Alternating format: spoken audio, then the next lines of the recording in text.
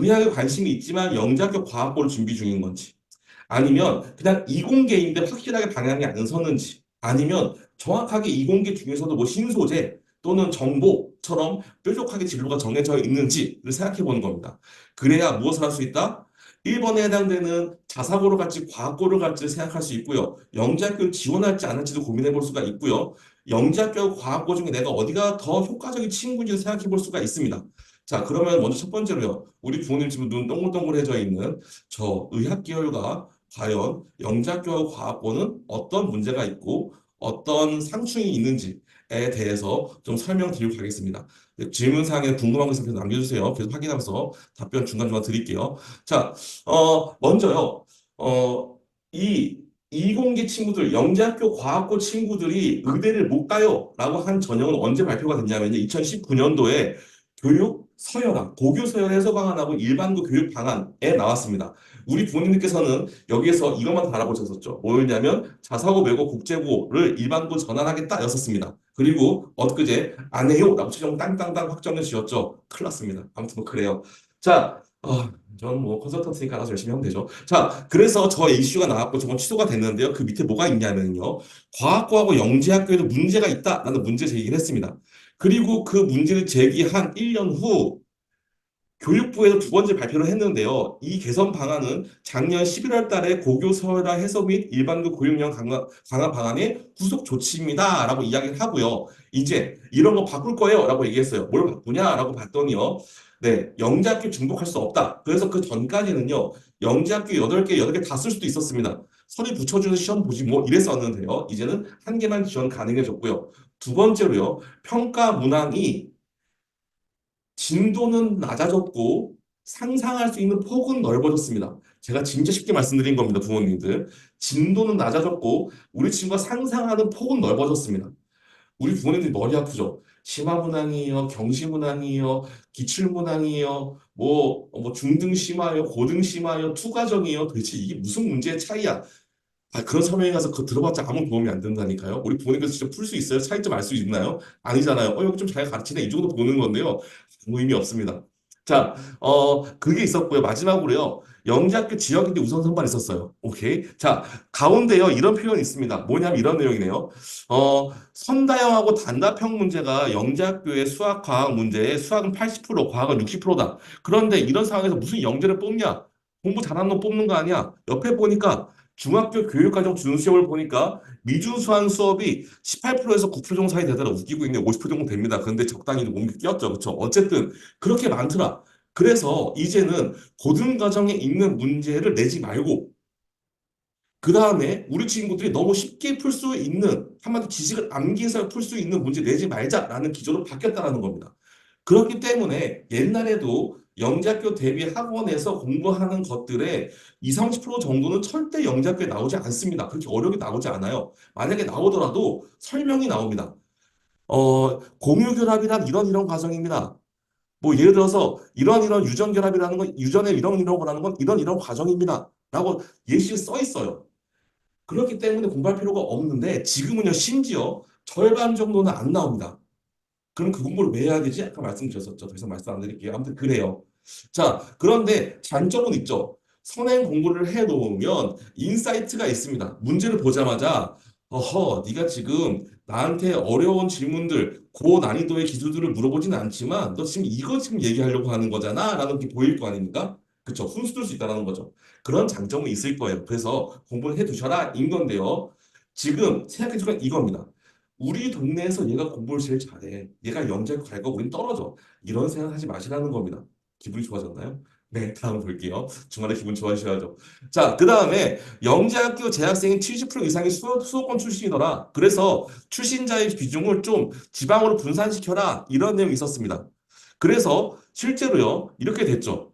한국과학 영재학교 외에 나머지 학교들은요, 자기 지역 내에 우선 선발을 하게 됩니다. 그래서 이렇게 질문하신 분 있어요. 우리 아이는 우리 지역을 지원하는 게 나을까요? 아니면 다른 지역을 지원하는 게 나을까요? 라고 얘기하시는 경우도 많습니다. 답변 드릴게요. 서울 친구라면 고민의 여지가 있는데요. 지방 친구라면 자기 지역에 있는 게 그나마 낫습니다. 아셨죠? 아셨죠? 물론 우리 친구의 서류, 우리 친구가 가고 싶은 진로 방향, 우리 친구의 학습 스타일이 우리 지역에 있는 시험과 안 맞아. 그러면 바꿀 수 있지만 굳이 이렇게 말씀하시는 분들이 있어요. 우리 지역에 똑똑한 친구들이 엄청 많아요. 그래서 우리 친구들 제가 생각할 때는요, 이 동네에서 대학 영작교 못 가요. 다른 데 가면 안 될까요? 제일 많은 지역 두 군데 있습니다. 대전, 대구 친구들. 에이, 서울 친구들 못해요. 그러니까 그 지역에서 일단 먼저 생각하세요. 아셨죠? 자, 넘어가겠습니다. 너무 리얼한가요? 서적한테는 어쩔 수 없습니다. 이게 그래요. 자, 그 다음에 뭐가 있냐면요. 졸업생들이 의대를 못 가게 막았단 말이죠. 그래서 이제는요, 의대를 지원하지 않는 게 좋습니다. 아셨죠? 자, 그 다음에요. 이공계만을 고려했는지 전공을 고려했는지에 대해서 생각해 보세요라는 말씀 드렸습니다. 왜 그러냐면 이거는 이 다음에 이유가 있습니다. 자, 영재학교 과학고 입학 전형 개선 방안을 봤는데요.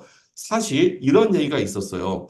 영재학교랑 과학고를 둘 중에 하나만 지원하도록 압축시킬 거야 라는 일정이 있어서 얘기가 있었습니다. 왜냐하면 영재학교랑 과학고 비슷한 거 아니야? 이랬었거든요. 그래서 박스 안에 나와 있는 내용 보니까 뭐라고 했어요? 합치지 않을 거야 라고 했습니다. 왜냐하면 영재학교랑 과학고는 다르니까 라고 얘기하는 거죠. 자, 이제 여기서 두 번째로 우리 부모님께서 생각을 바꾸셔야 되는 게 있습니다.